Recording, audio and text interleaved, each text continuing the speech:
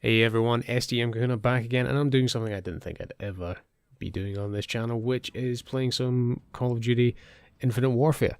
And why? Why, pray tell, do you ask, are you actually playing some Call of Duty Infinite Warfare? Aren't you the same person who less than 2 weeks ago lauded the remake of Call of Duty Modern Warfare and jokingly quipped about the fact that a game recapturing the exact same playstyle of something from 9 years ago, almost 10, 2007, was the better of the two games? And yeah, you know what, I'm man enough to admit when I was wrong, but not in the sense that you might think. So don't all instantly turn off and go, oh, he's not actually saying that Infinite Warfare is a better game than Modern Warfare. I'm not. If you go back to the original version of Call of Duty Modern Warfare, the one that we recall from 2007, where Killstreaks didn't stack. That's probably the biggest thing right there, right now. It's just insane. I mean, I'm the first to admit I'm not the greatest player of the Call of Duty franchise. If you're watching this right now, you're probably coming to that conclusion, but on your own good merits. You're going to sit there and go, yes, this man is not MLG. You know, I'm not playing for any top clans by any man of means, but I do have a little bit of fun, and historically I win more than I lose and I kill more than I die. So as far as Call of Duty goes, that puts me kind of middle of the road.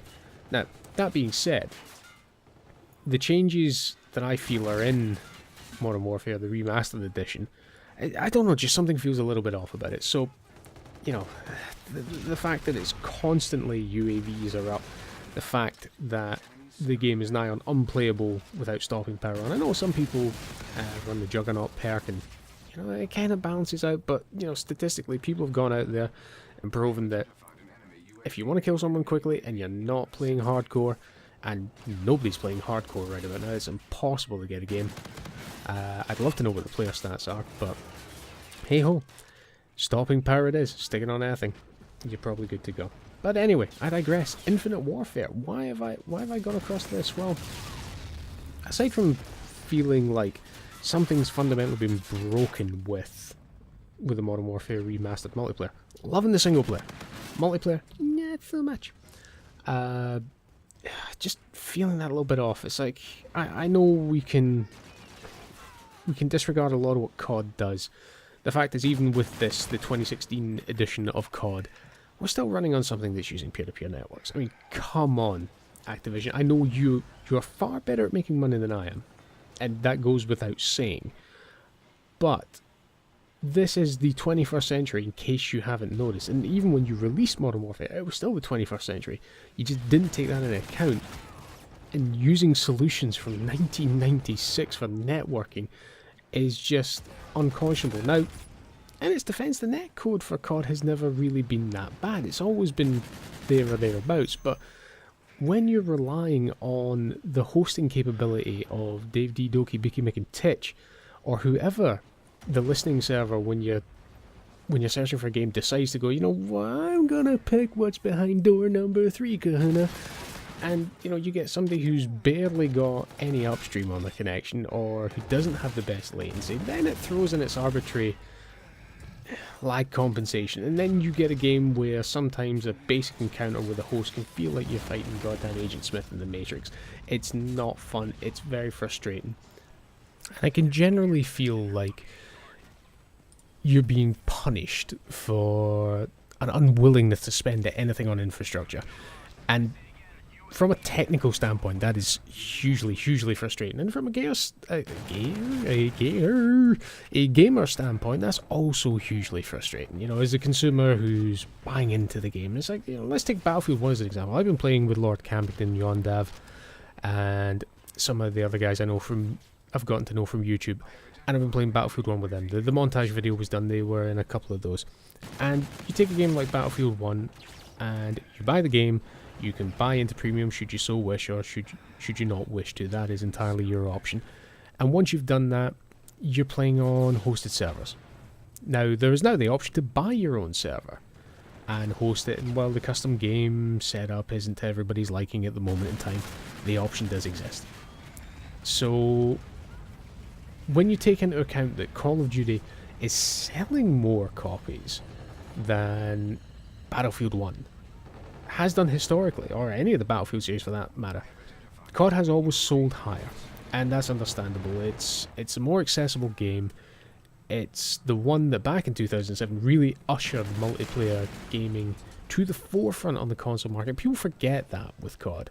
I think that gets kind of like blown by the wayside, where before Modern Warfare, going to the console to play with your friends online wasn't the first option, and we do have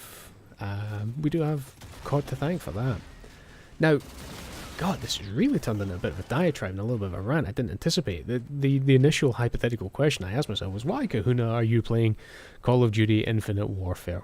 And I've just spouted on for the better part of 6 minutes with some random naff about my opinions about how Activision refuses to spend money on hosted server solutions. Or we've invested more money in listening servers.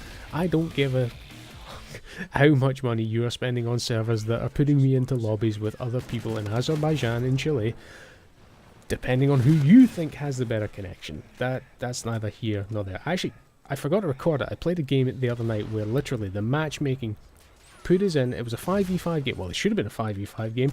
It started the match with 5 people on the opposition side and me and some other Joe Schmo on our own. The reason I didn't record that game is it wasn't very pretty. It did not end well for me. But subsequently this was the game after, and I felt a little bit more manly afterwards. But anyway, why am I playing it? Well, actually I have to say, aside from the rather dodgy choices of, you know, how it does its net, you know, how it does its connections, and how it hosts you in with everybody else that you're going to play with, despite the player base being lower than previous years, and despite trying to introduce perhaps a little bit of pay-to-win mechanics with the supply drops to get the buffed versions of weapons that you could, of course, grind out on your own time.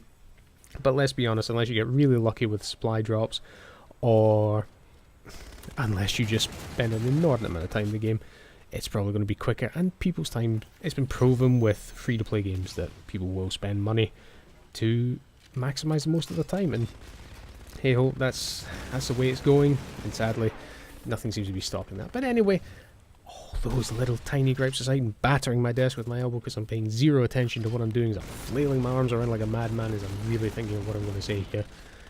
It's been quite fun.